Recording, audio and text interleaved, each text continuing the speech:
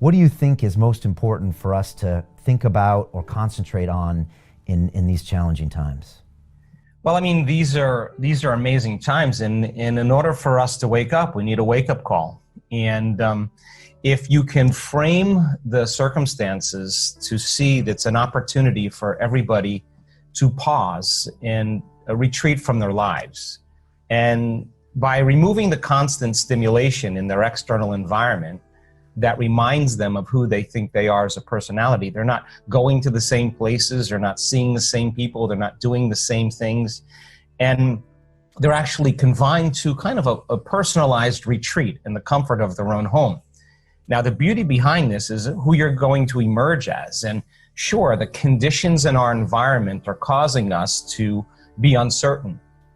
And in uncertainty, when things, we can't predict certain things, we move from everything that's predictable and known to this realm called the unknown. And if we're truly going to make a difference in the world, we have to be creative.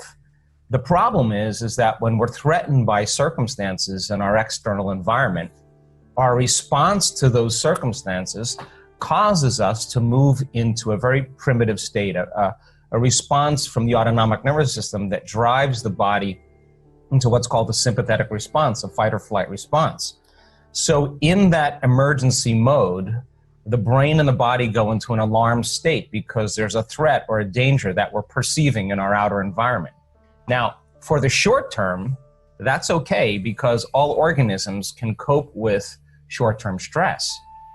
But if our response to the environment is keeping that stress response going on for an extended period of time, stress is when the brain and body are knocked out of homeostasis. Stress is when the brain and body are knocked out of balance. So people, when they react to circumstances that are unpredictable, that are uncertain, that they can't control an outcome, or they have the perception that things are going to get worse, it's the exact motive that turns on that fight or flight response. So now when the person's living in fear, they're mobilizing enormous amounts of energy for some danger in their outer world. Now, there's only a certain amount of energy in the body, and if there's no energy in the inner environment for growth and repair, we become more susceptible to the conditions in our outer environment. In other words, our response in fear, in aggression, in frustration, in pain, in suffering actually weakens the organism.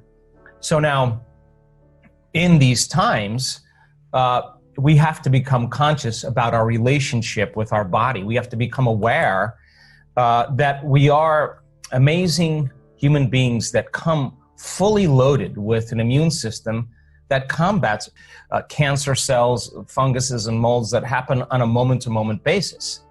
And so let's just say that in your normal life, you're reacting to the traffic, you're reacting to your coworkers, you're reacting to the news, and your response to any one of those circumstances in your outer environment causes you to feel some of those limited emotions.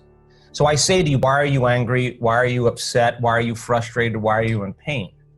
So if you say unconsciously or even consciously, it's the traffic, it's the news, it's my coworker that's making me feel and think this way, what you're really saying is you're vulnerable to your environment because something in your outer world is actually controlling and influencing how you think and feel. So anything that's controlling you or you have no control over, you are, or think you have no control over, you are a victim to your environment. And it is that consciousness that causes us to become more susceptible to anything in our outer environment. And so the immune system becomes compromised, the internal system of our internal environment that's responsible for metabolism, assimilation, growth, and repair. So our research shows that, well, first of all of our training, all of our work that we've done, everybody that's listening to this show is looking for answers because they believe that there is more to reality than this dream. And it's an instinct that we have that never seems to go away. And that feeling that sometimes is difficult to describe has brought people to search for greater information, for greater truth. And so the relationship that we have with our body tells us that when people understand that change is to be greater than their body, to be greater than the conditions in their environment, and to be able to sustain that type of change for an extended period of time, then all of the training, all of our practice, all of our meditations, all of our transformation, all of our awareness is for times like these. This is where now we have to apply everything we've learned. We're out of the bleachers now and we're on the playing field. So our research shows that, yeah, fear and those stress hormones actually suppress the immune response. But if people understood how powerful their immune system really is, that if they traded that fear for gratitude, and I know that may not be a whole lot of things to be grateful for, but if you live in survival, you see limited possibilities, because in stress and in survival, you will begin to select scenarios in your mind to prepare for the worst thing that could happen. Now, that's a kind of a limited imagination, but if you trade that emotional state for an elevated emotion like love or wholeness or inspiration or gratitude or thankfulness, our research shows that by converting from that sympathetic nervous system and teaching the body that it's safe in the present moment and beginning to activate elevated emotions, if you just practice that for 10 minutes a day for 2 or 3 times a day, that your immune system will strengthen by 50%. That's a significant amount of change. Now, that's saying that once you activate this center called your heart center, your center of oneness, your center of wholeness, the union of opposites, this is where we begin to create from. This is when we're in a state of creation. We're seeing possibilities that we've never seen before. Now we're no longer victims to our environment. We're now coming up with solutions that cause us to respond in greater ways to our environment. That once energy makes it to this center, that little gland that sits right next to your heart, called the thymus gland. Thymus mean time, like a time leaf, has 2 functions. It has a endocrinological function, which makes growth hormone, which is the fountain of youth. That's what causes a response and repair quickly in the body and regeneration. And then it has an immunological function, and it releases a chemical called thymosin. And when activated, thymosin signals T cells, your elite force in your body. And T cells have receptors on the outside of their cells that have to be activated.